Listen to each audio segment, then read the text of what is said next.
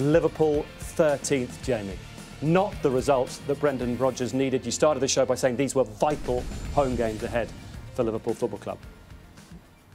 There was 4 games, 2 of them were cup games. You know, one's Europa League and the Capital One Cup.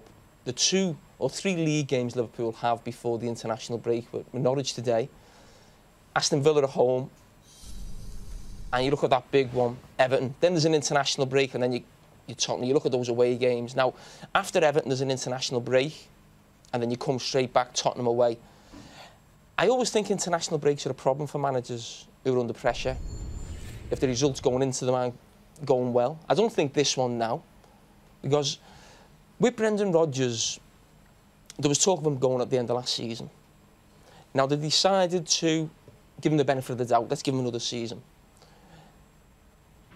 If you give him that much money, and then say after 8 league games, we're going to make a change, you just think, you should have just done it in the summer. If you've backed him with the money, he's got to get longer than probably 8 to 10 games, maybe more closer to Christmas. Whether the results are poor or the supporters are getting on his back.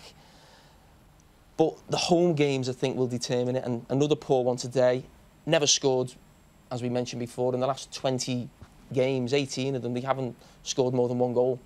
And that's a problem for a manager who's supposed to be a attacking manager who likes to create chances, score goals. May let them in at one end. That's the big problem. Where is the Brendan Rodgers type of game that we associated with maybe a year or 2 ago? There's a bigger thing about Liverpool, isn't there, about what type of club are they now? I mean, they can't compete in the transfer market with United, Chelsea and City. And that's been proven now over a period of the last 5, 6, 7, 8 years. And ultimately... Hang on, no.